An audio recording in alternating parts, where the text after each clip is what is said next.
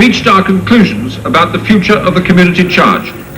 In spite of the comprehensive system of income-related rebates and the reduction scheme we devised, the public have not been persuaded that the charge is fair. We have therefore decided that from the earliest possible moment, the community charge will be replaced by a new system of local taxation. The problems which local authorities face are compounded by the cumbersome internal arrangements for the management of councils. The committee system, which dates back to the Municipal Corporations Act of 1835, requires that all the decisions are taken collectively by large numbers of councillors in full council, or committees.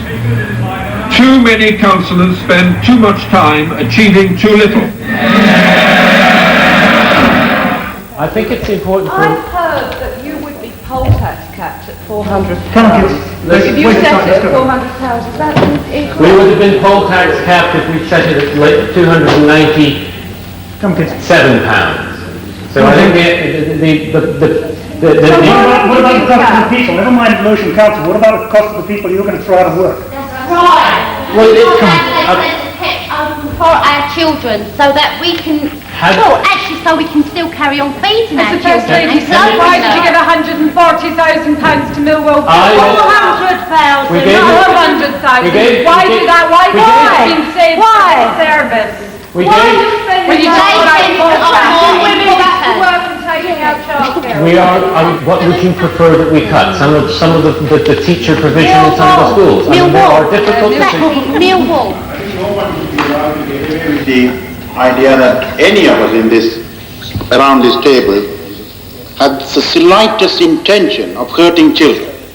We are in a situation, the ability of local people to raise taxation for local purposes is completely jeopardized by government policy.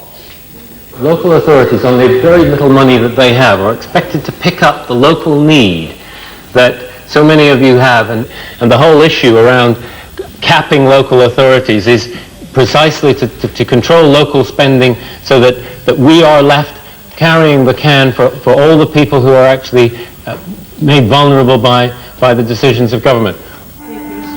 Good morning, none of our affairs, Sharon. Planning inquiry. Reported this to a housing officer. Good morning, none of our affairs, Sharon. Housing benefits. I'm sorry, what name? George Riley. Extensions engaged. Would you like to hold? What type of health problem is it? Good morning, none of our Lewisham. We have got an AIDS officer actually. I can put you through to him. City Challenge. That's the Heseltine initiative. Yep. I've just come from a meeting with Heseltine. Yes. He's looking for all-encompassing proposals. The way he put it was, if you come to me and say you're going to do up every house in the area back to the standard it was when it was built, I'm not interested. But if you come to me and say we're going to do this to this housing estate, and we're going to do this for training, and we're going to do this for putting together a development site, and we're going to do this, then I'm interested. Which, I mean, I think it's really exciting. Yeah, it's also very commendable, actually, that it's actually, say this within these four walls, that it's actually quite commendable that Heseltine is actually being more positive about local government. Oh, absolutely, yeah. So anyway, which leads on to the next item, which is, he's such a nice man, he's going to come and see us. It would be better from my point of view if he sat on the far side. Well, in that case, what we want is somebody is if Heseltine's there. Yeah. So you yeah, I'll be Heseltine. Right, we're over Greenland Dock now. Can you hear me, Terry? Okay, that's the Southwark Water Sports Centre. Okay, together. Right. Here's the actual town centre. To the left is where the new relief road will go, enabling the pedestrianisation of Lewisham Town Centre. The key site here is the site with the buses, which will be where the Docklands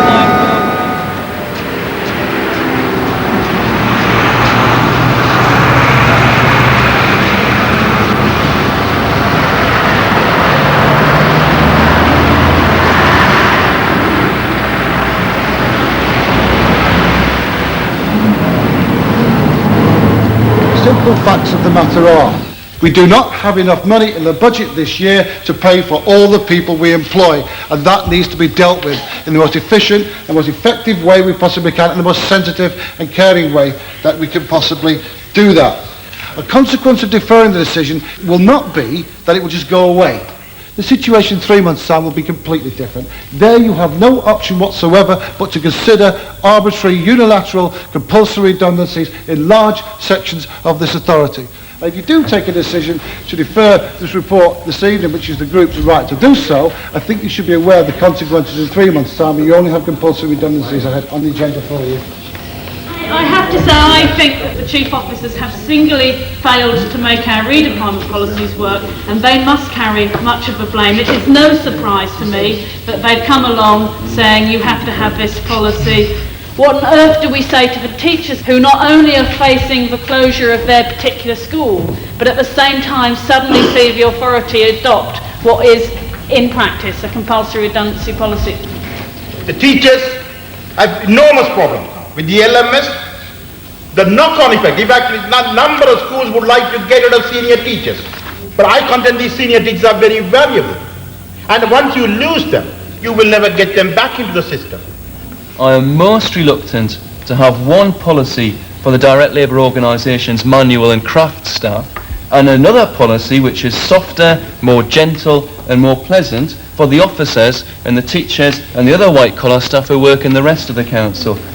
The chief officers exert enormous pressure on this group to keep within the 13 million limit, because 1 week we was going over it, and the next week the chief officers were duly wheeled in here, and they sat there to justify why we should stay in that budget.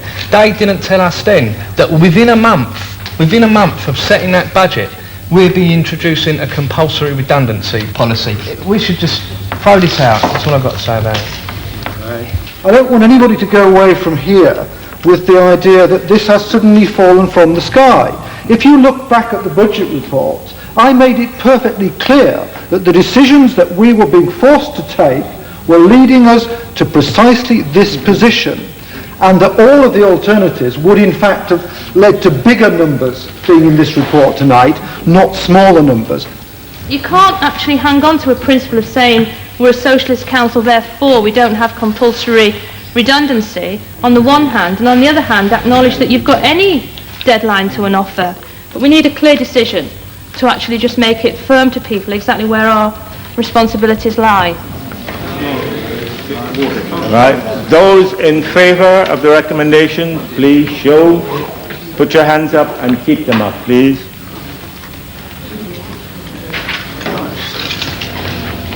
Those against, up and keep them up, please.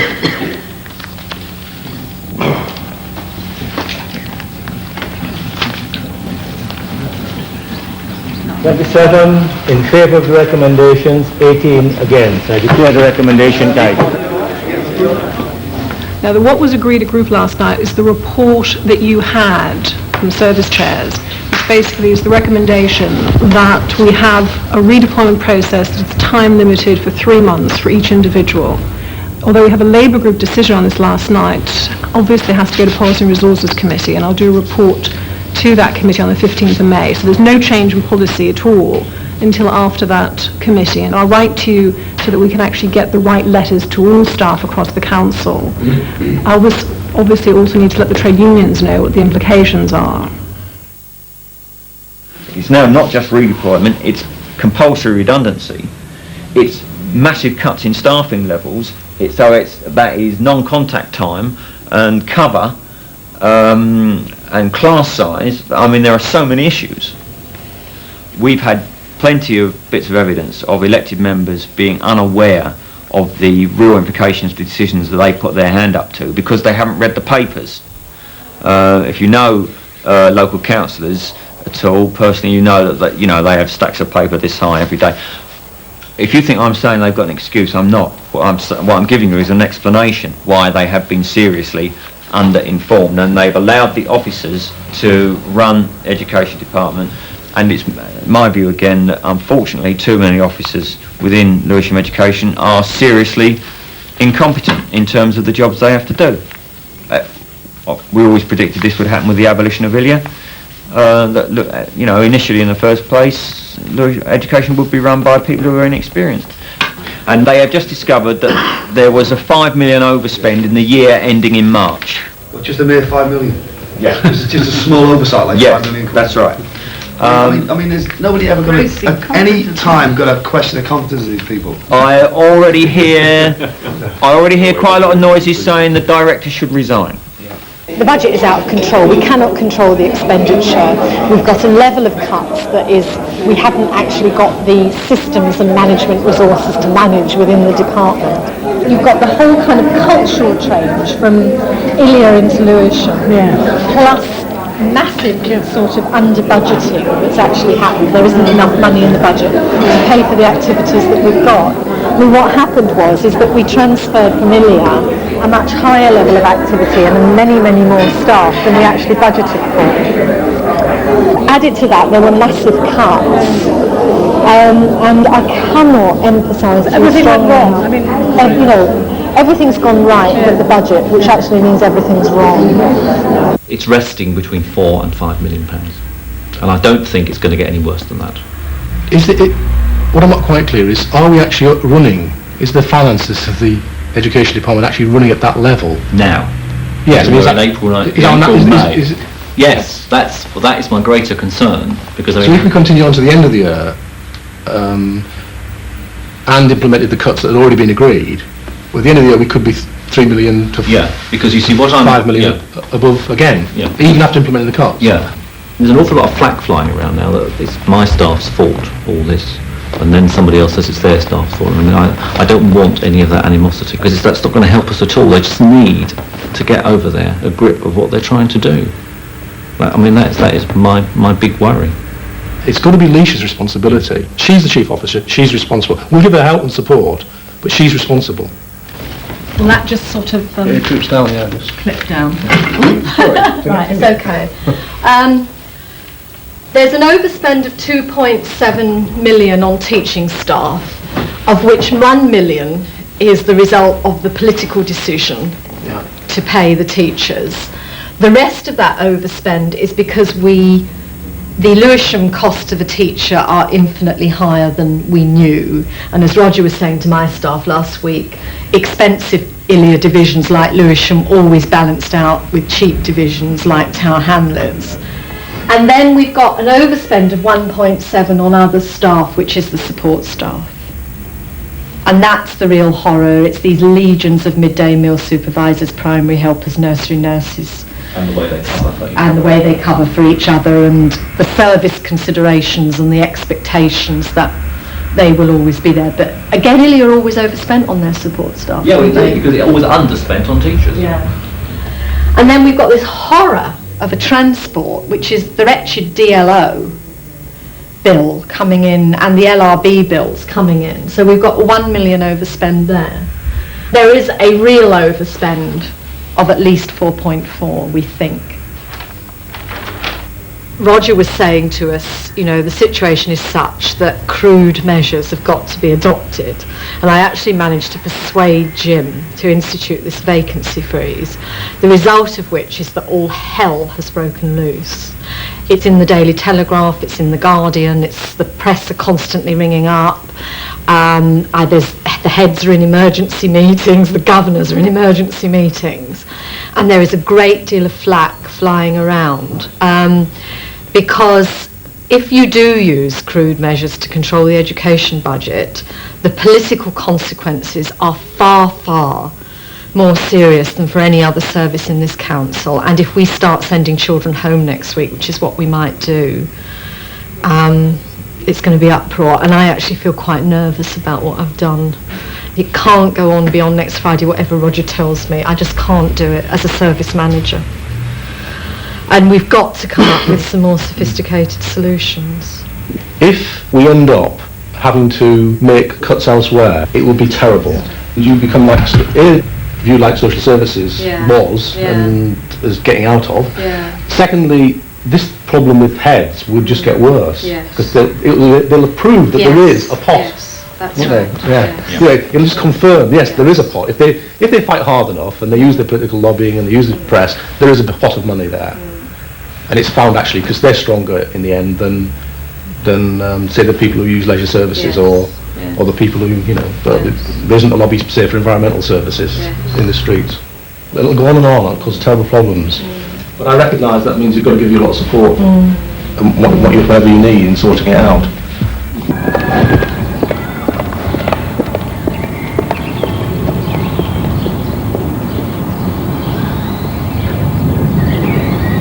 Who is responsible for managing and controlling the educational budget? I am. My second question is, it seems to me from what Leisha was saying to us, that most of the overspend items last year are continuing items of expenditure, teaching staff and everything else. Does that mean if you're only now discovering that you were overspent by 5 million last year, that unless you do something about it, that extra 5 million of overspend, or much of it, will carry through into this year? And what that means is that we're not looking at cuts of 5 million. We're looking on your original budget at cuts of nearer 10 million. I'm not proposing cuts to knock a further 10 million off the budget. We are not at that stage.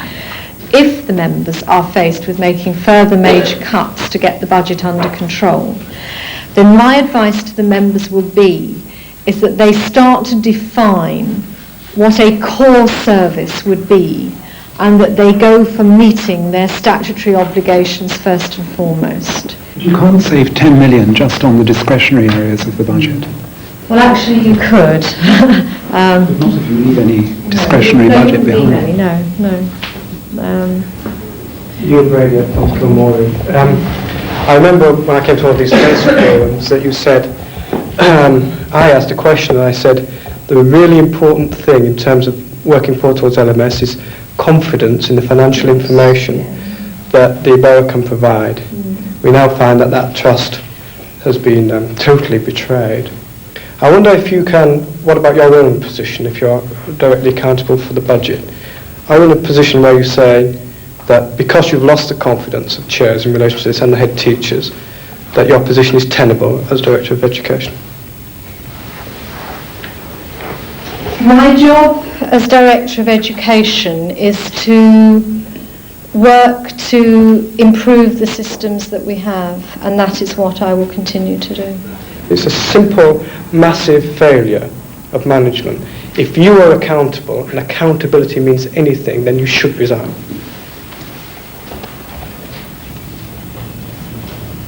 Any more questions? Could you just, for my benefit, before we start having too many words like massive, tell me what the education budget was last year, so I can see this as a percentage? It was about 105 million. So in fact, the overspend, you could say, is in fact within the error that we had inflationary errors. The government worked on 5% and we got 10. That is correct. That is correct. It is not a high percentage overspend. The difficulty is that we are... Sorry, I think 10% is a massive overspend. And when you're actually dealing with massive budget cuts that affect on the delivery of the education service to pupils in the school, that is going to be an area of major concern, because everybody in the service and everybody that wants genuinely to see the service succeed is actually working within the authority in fear of losing their jobs. You misunderstood me, partly because you interrupted what I was saying. In percentage terms, it is not a high figure on a budget of that kind. What I was about to go on to say is that if the council had contingencies, I have absolutely no doubt that they would have used them to support the education budget. The fact is that they have no contingencies. They were in danger of being poll tax capped. They had to set a budget to avoid that, and there is no cash in the council's budget. There was an exchange that took place here in the middle of this meeting, which I think was, as governors of schools, far more useful, and we didn't follow it up, which was, Leisha said that we could actually save the £10 million if we wanted to by actually cutting out all the discretionary services, that if we just provided our statutory services, then the problem could go away. We should be now, as it's too late at this meeting, look forward to what we can do within the new constraints and what we would regard as, I think Leisha made the phrase, the core services which the Education Department ought to be providing. I think you should know we've all been very polite this evening. We've been restraining ourselves. And I've been sitting here getting crosser and crosser, hearing about an education department out of control financially. I see no sense that the officers of the authority have a grip on the position. I have no confidence that the problem is not going to get worse. What do you ask me to say to staff who are talking about industrial action and to parents who are talking about opting out? You must realise that the sense of bitterness and hostility and anger is greater than I've ever seen it in the education service. This can't continue. You've lost our confidence. How are you going to rebuild that? Education. We know. Yeah, getting people to address that central issue is like trying to get blood out of a bloody stone. I think a few heads will roll it ultimately. Yes, we've been. I think it's very important as well that chairs and head teachers have sight of the management consultant. What I had to do is let some people sit on the other chairs. I've pushed back as far as I possibly can. Okay. For the coffee, if we don't have enough. No, we don't do any. Don't do. No. Because I'll have to do plastic cups. No, don't do any. Right. No, we'll carry on. You go ahead. Under pad. Forgive me if I'm making this like some sort of lecture, but at the end of the day, all third-tier officers in the education department have in their job description something along the lines which says they are budget officers. They have a budget which they are required to spend, to monitor and to control. Anybody who allows expenditure in excess of the budget is basically breaking all the rules, that's putting it mildly, and all sorts of things can follow. There is going to be a large overspend following last year. I don't think it matters whether it's 4 million or 5 million or whatever the number turns out to be at this point in time. It is very large, and it is too large. If that is not remedied, then this year is going to be an even worse problem. It will be imperative and the number one priority for everybody to make sure that they monitor their budgets and they only spend what is in their budget. It doesn't matter whether the budget is too small. You cannot spend more than is in the budget. And if that happens in the education department in this year, then there will be solutions to that will be of the harshest imaginable.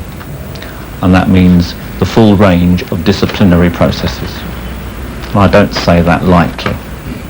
I understand what you're saying, but the special school resourcing, the real difficulty is this bunch here, which is virtually all ILEA pupils, let's say, scattered from Budapest to Aberdeen, and the unit costs are going up steadily and rapidly in a relatively uncontrolled manner. The extreme example is the Guy's Hospital School, where the ILEA claimed, I think, £18.75 a day, whereas Southwark have calculated at nearly £70 a day. Now we have a large number of pupils in those schools, both day and boarding schools, that are trapped in those schools by the statements issued by the ILEA, the Statement of Special Educational Needs. Now are you saying that children cannot be moved from one school to another? The contract between the parent is very clear, the school is named, and then that cannot be changed unilaterally. The parents have very vast powers of appeal.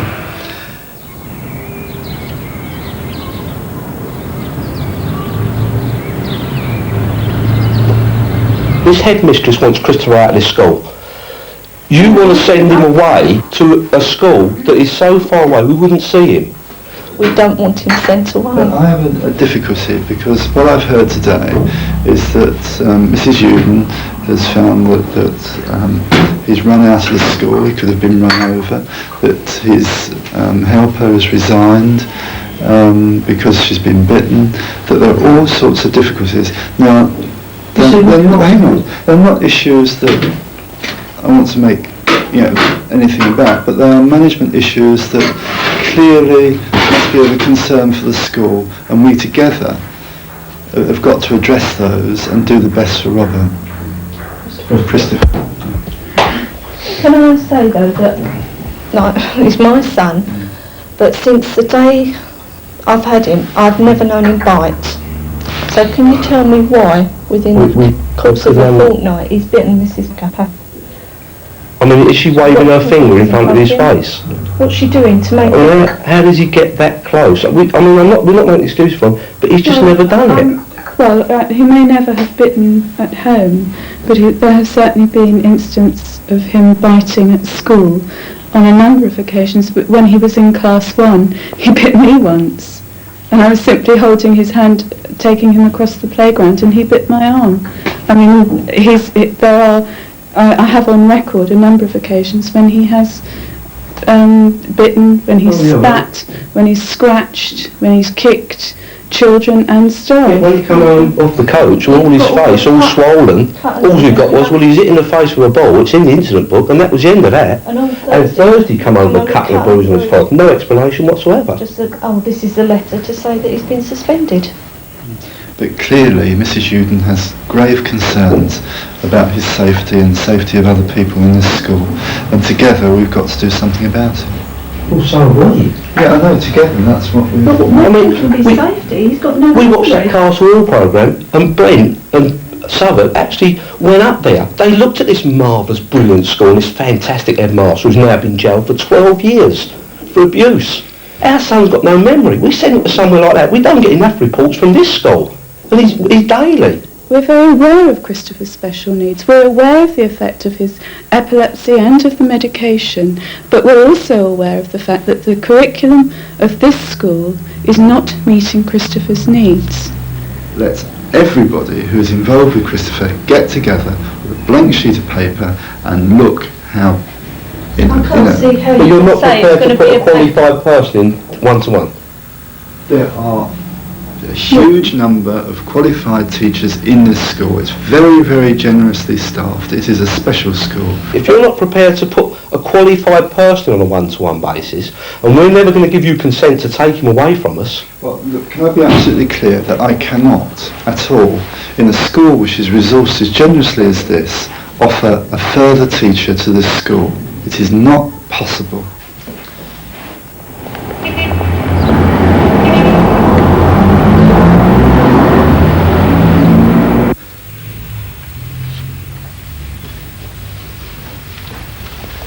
Sat up there. Your vice chair decided to sit in there. In my view, there is not a need for long political debates over options. The options for budget savings were generated during the cuts process in the winter. Those options could be put forward again. You could decide to wipe out the discretionary awards budget, you could decide to wipe out the play centre service, you could decide to wipe out the youth service.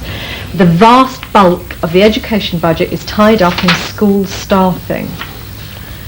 You know, so if you're not going to hit the school staffing, then there are a limited number of discretionary areas that you can go for. But this is the consequence of not looking at the area where the overspending is coming from, which is teachers' salaries. Yes. You are now having to talk about wiping out this service, wiping out that service. That is the consequence of not biting the bullet on the decision that I'm asking that you take. If you like, ultimately, I suppose it's Greek and then Education Committee. Yes. Even if we cut more play schemes and if we cut Lewisham College, we will not invite on ourselves the flack we will if we cut teachers. So I think the decision, which we have to take next week, is that we will pay for either all or most of the teaching. And we'll then go on to have to produce in the next month, 6 weeks, a range of proposals which I think we're going to have to bring to full group, not just education labour group, just as we did with the budget process earlier, of the kinds of things we would foresee taking from the rest of the education budget. But I mean, I certainly think that we need to confront the whole of group with the consequences of that. What concerns me most is that the suggestion that this might be allowed to continue for a month, 6 weeks, maybe 2 months, backwards and forwards between education, labour group and so on, making the problem much worse. Well, not too long ago, I mean, much smaller overspend than this was actually sort of dealt with through the disciplinary process. In fact, we were fucking witch hunt of the greatest order. And then we seem to be saying, oh, well, we'll let this drift for a bit longer, you know, we've got a list of problems, and, you know, get a consultant in and do a bit of this, a bit of that. I think there's an enormous sense of urgency. I don't feel it. Don't sense it. I'm worried, I don't know, I'm worried about how it came about, but I'm much more worried about how we're going to solve it. Because the political situation in the council at the moment, I love working here for Lewisham, and I know that you like being councillors here, and the chief officers like working here, and we've got a passion for this place. I mean, I really mean this. I think that we want to be excellent. We want the public to think we're excellent. We want really to feel that in both the services we provide and the way we manage. And I really do think we're in danger of throwing that all away. And in taking those big, tough political decisions, please take them quickly and just don't use them to bash each other or anybody else or us, because it's knocking on, the effect is knocking on to us and the rest of the organisation and will harm us. And I'm making a general point, and I'm conscious of the cameras. I don't want to say to the cameras. I'm very conscious of it. You're taking liberties. I'm sorry. Can I just make the point that I'm not saying it because of the cameras, but I haven't got time to. I can't. There's no other. If I got time, if I knew there was going to be another meeting in a few days' time and I could do it privately, I'd do it. But I haven't got time. Every big issue that comes up now, if you don't actually work well together, it's going to become a political football. And we, you and us, that's members and officers, are going to be in turmoil. We all recognise the difficulty that officers are in, but the finger is pointed directly at members. We are accused of incompetence. Not you, not head teachers, absolutely, but we are accused of incompetence. Now, if the cost of a teacher is nearly 25% more than Ilya led us to believe, then that needs to be known and understood by exactly those head teachers and those governors who are telling us that we can't run an education service.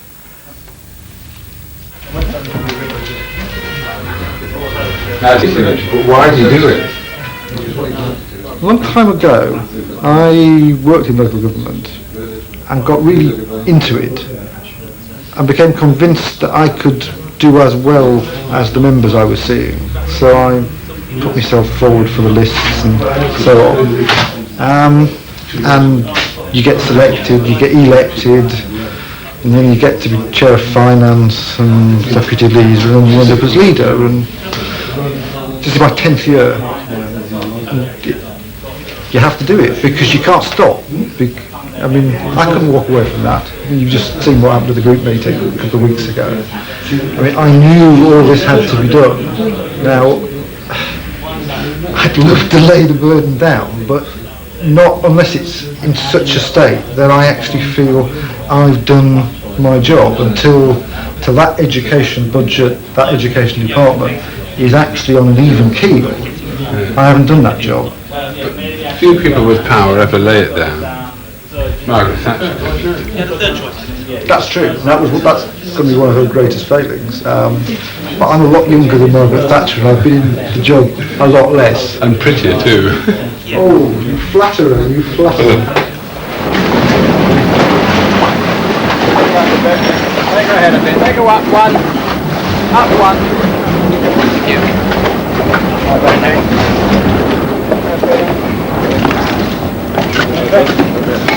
Welcome back.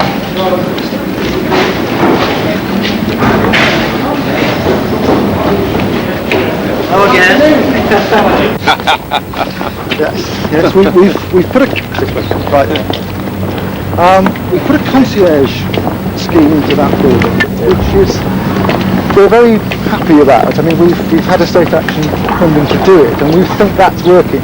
What we've got here, I think, if you like, is the other extreme of local authority housing. That's how it can be done. Yeah. That's a very recent development. On the same site over there.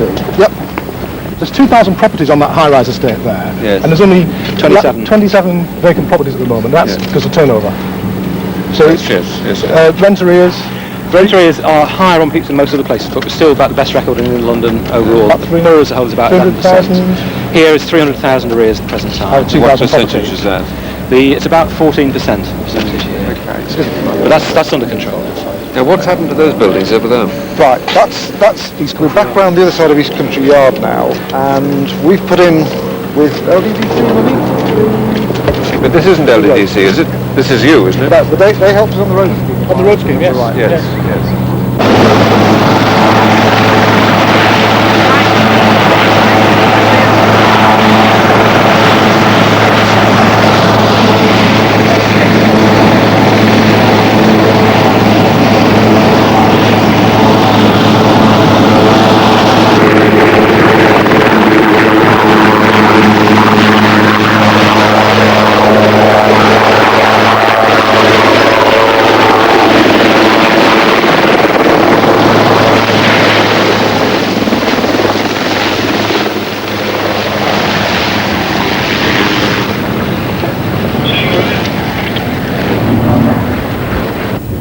overall going to be a loss of 40 secondary teachers and 80 primary teachers in this year. And the schools are aware of everything up to the last 40, and they will be made aware of the extra 20 in primary and the extra 20 in secondary today. All hell will break loose on the primary staffing, all hell, as you know. But it must be made clear to the schools that the cuts are going to be implemented and redeployment is going to take place, and that those are now the decisions.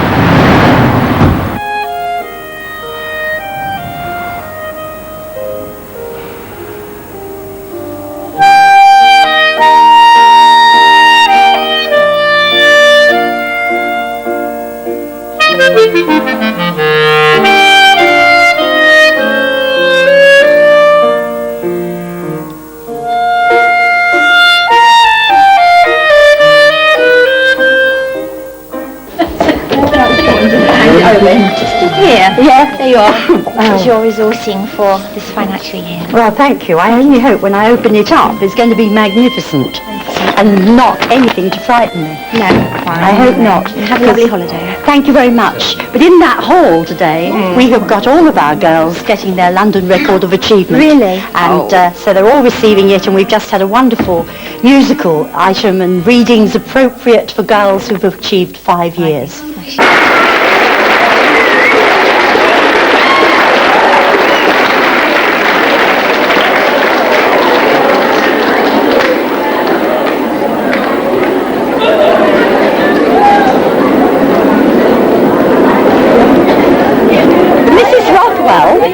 Mrs. Cunningham, come here. They've got 2-year mistresses. Mrs. Rockwell's baby girl is 3 weeks old, and she's come in this afternoon especially. She's been on very brief maternity leave, and Alexandra is 3 weeks old, so she's come in specially. And Mrs. Cunningham has been looking after them all and making certain that they've all got the right profiles. Would you like to see one?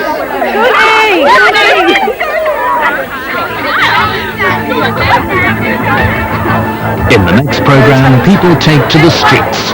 They don't understand the strength of feeling about education. And the town hall comes under attack.